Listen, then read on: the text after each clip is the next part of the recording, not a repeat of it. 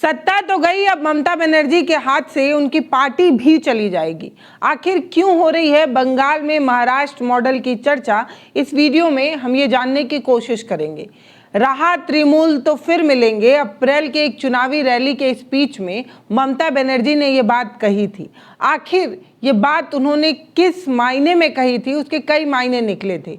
अब कुछ वैसा ही होता नजर आ रहा है, अटकलें भी लगाई जा रही हैं। जी हाँ, सत्ता जाने के बाद अब हाथ से पार्टी भी निकल रही है, क्योंकि उन्होंने कहा था कि रहा तृणमूल तो फिर मिलेंगे। तो क्या तृणमूल नहीं रहेगा, इस बात की आशंका उन्हें पहले से थी।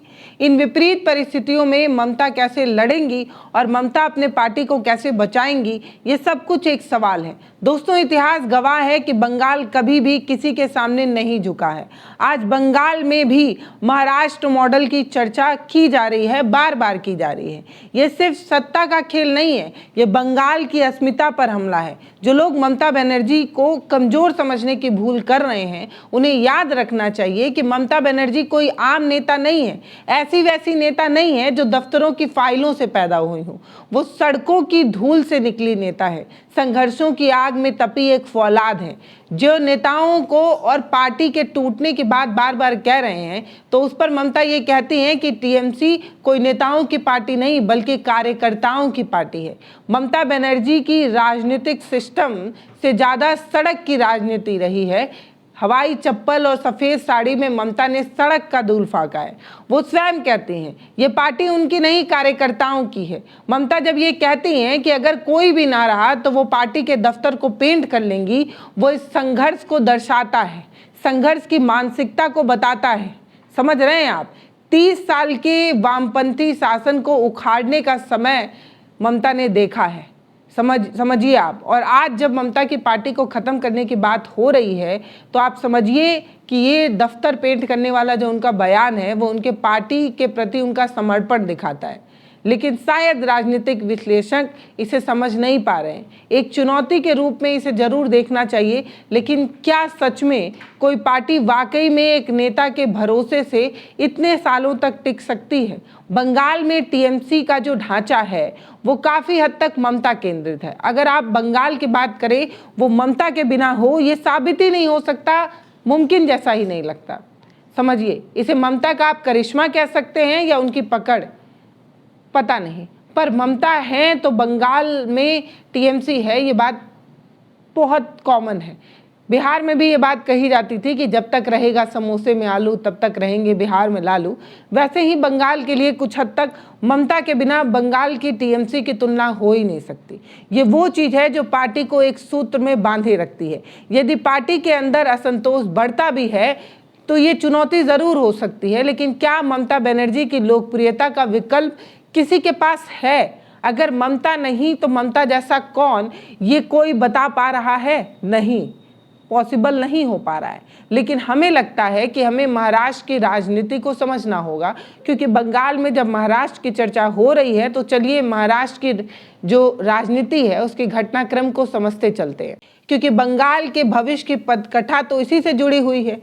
बंगाल महाराष्ट्र जैसा ही होगा या महाराष्ट्र की रणनीति बंगाल में अपनाई जाएगी, तो ये जानने से पहले ये जानिए कि महाराष्ट्र में हुआ क्या था। महाराष्ट्र में एक मजबूत क्षेत्रीय पार्टी थी, उसके भीतर एक बगावत हुई, विधायक अलग हुए, अंततः पार्टी पूरी तरीके से टूट गई और पार्टी का नाम, चुनाव चिन्ह उनके हाथ से निकल गया। बंगाल में अब अटकलें लगाई जा रही हैं कि टीएमसी के भीतर भी यही असंतोष है, इसी तरीके के असंतोष की लहर दौड़ रही है। एक बड़े स्तर पर बगावत में चीज़ें बदल सकती हैं, पार्टी टूट सकती है। पार्टी के भीतर कुछ नेता की नाराजगी और बाहरी राजनीतिक दबाव को भी इस मॉडल से जोड़कर देखा जा रहा है। अब आप बताइए, आपको क्या लगता है? ये भी समझना जरूरी है कि बंगाल की राजनीति की जो संरचना है वो महाराष्ट्र से बिल्कुल अलग है। यहाँ का जो कैडर बेस है वो ममता बनर्जी की पकड़ और महाराष्ट्र की तुलना से काफ़ी अलग है। बंगाल, महाराष्ट्र दोनों अलग है, क्योंकि बंगाल बंगाली अस्मिता पर वोट देता है, बंगाली बनाम बाहरी वोट बैंक बनता है। तो क्या बंगाल महाराष्ट्र की लाइन पर चल पाएगा, ये एक सवाल है। अब आपको लग रहा होगा कि इस तरीके की चर्चा क्यों हुई, तो दोस्तों इन खबरों को गर्मी इसलिए मिली क्योंकि हाल ही में तृणमूल कांग्रेस की एक बैठक बुलाई गई। टीएमसी की बैठक बुलाई जाती है ममता बनर्जी के घर पर। पहले से प्लान्ड इस मीटिंग में ज्यादातर विधायक आते ही नहीं है, मतलब आते ही नहीं है। ऐसे में सवाल उठने लगता है कि क्या तृणमूल कांग्रेस भी टूटने वाली है। ममता बनर्जी के घर पर ज्यादातर विधायकों के ना पहुंचने की वजह ममता ने कई बताई। तमाम कोशिशें की गई कि इस चीज को मेकओवर किया जा सके, छुपाया जा सके, लेकिन नाराजगी खुलकर सामने आने लगी। कुछ विधायक खुलकर पार्टी के शीर्ष नेतृत्व के खिलाफ बोलने लगे। अब कुछ को पार्टी विरोधी गतिविधियों के आरोप में बाहर निकाला भी जा रहा है। ऐसी स्थिति में किसी को पार्टी से बाहर निकालना स्थिति को और ज्यादा खराब कर सकता है। लेकिन बागी विधायकों पर तीखा हमला करते हुए 2 विधायकों को निष्कासित करते हुए ममता बनर्जी ने यह कहा कि इन लोगों के ना रहने से पार्टी ज्यादा मजबूत होगी। एक तो पार्षद और तमाम लोग लगातार इस्तीफा दिए जा रहे हैं। ऐसे में पार्टी ने 2 बड़े नेताओं को बाहर का रास्ता दिखाकर पार्टी के बीच में कलह की एक नई वजह पैदा कर दी है। पश्चिम बंगाल की राजनीति में चर्चा जोर पकड़ रही है कि क्या ममता बनर्जी और अभिषेक बनर्जी के बैनर तले कोई नई तृणमूल कांग्रेस जन्म ले सकती है। नाम कुछ मिलता जुलता या असली जैसा नाम ही हो सकता है, तृणमूल कांग्रेस ही हो सकता है। क्या पार्टी टूट जाएगी और ममता और अभिषेक की एक अलग पार्टी बनेगी, बाकी नेताओं की एक अलग पार्टी बनेगी? क्या ऐसा हो सकता है? कुछ घंटे पहले ही तृणमूल के 2 विधायकों को बाहर का रास्ता दिखाया गया, जिसमें संदीपन और ऋषिबंत 2 लोगों का हस्ताक्षर विवाद को लेकर और पार्टी के खिलाफ आवाज उठाने को लेकर नाराजगी थी और उन्हें बाहर का रास्ता दिखाया गया। इसके बाद बगावत के सुर कुछ और तेज हो गए। राजनीति में पार्टी का टूटना महज नेताओं का जाना नहीं होता है, बल्कि जमीनी स्तर पर कार्यकर्ताओं को भी भ्रमित करता है, क्योंकि एक जो वोटर होता है या ये जो कार्यकर्ता होता है वो पार्टी और पार्टी के लीडर्स को देखता है, उनसे जुड़ाव महसूस करता है। कई बार ऐसा होता है कि पार्टी से ज्यादा नेता की अपनी पहचान, अपना वोट बैंक, अपना रिलेशन होता है, और जब वो पार्टी को छोड़कर जाते हैं तो जो कार्यकर्ता होता है वो समझ नहीं पाता है कि छोड़कर जाने वाले नेता के साथ रहना है या पार्टी के साथ रहना है, और इस भ्रमित होने के जो पैटर्न है उसी में चीज़ें गड़बड़ा जाती हैं। अगर बंगाल में महाराष्ट्र जैसा कुछ होता है तो सबसे बड़ा सवाल यही होगा कि जनता किसके साथ खड़ी होगी। वो आम आदमी जो कल तक ममता बनर्जी की सादगी, उनके काम करने के तरीके को सपोर्ट करता था, क्या वो अभी भी ममता के साथ होगा या बागी विधायकों के साथ होगा?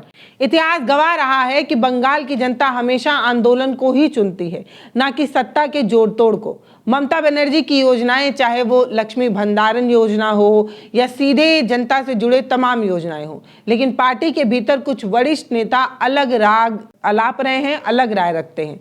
यह संदेश है कि नेतृत्व के साथ मतभेद हो चुका है। पार्टी टूटने की आहट इसे बताया जा रहा है।